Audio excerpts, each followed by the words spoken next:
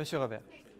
Comme plusieurs de ses collègues, Jean-François Roberge, ministre de l'Éducation, doit exercer sa patience face à l'imposante machine gouvernementale. Il y a des petites frustrations. Des fois, je voudrais que ça aille plus vite. Quand je suis arrivé en fonction, je n'avais pas mesuré aussi le fait de la nécessité de valider avec tous les autres ministères. Il y a des choses, je pensais que ça prendrait 3 mois, ça va en prendre 6. Mais aucun engagement électoral de la CAQ ne serait en péril. Je peux les éloigner. Pour les maternelles 4 ans, un projet de loi déposé et adopté autant que possible d'ici juin sera nécessaire pour donner l'accès à tous les enfants.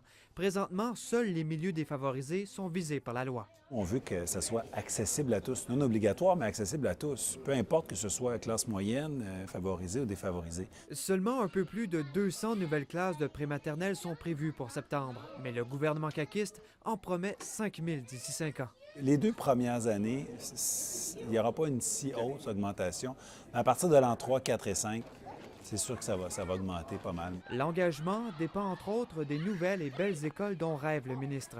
Ministère de l'Éducation, mon nom est Dominique Desormeaux. Comment puis-je vous aider?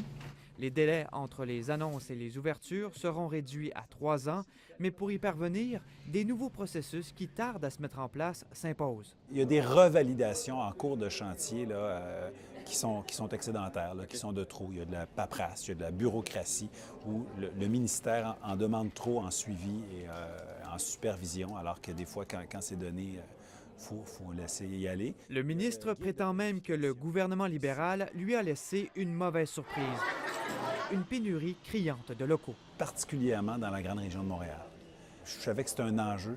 Je ne savais pas que c'était une crise. Autre erreur présumée que cet ex-enseignant corrige dès maintenant, celle des notes gonflées dans les évaluations ministérielles au secondaire. Tenir compte d'une marge d'erreur n'importe plus. Il y a toujours un mécanisme d'appel. On peut réviser, on peut recorriger un examen pour voir si vraiment il y a une erreur.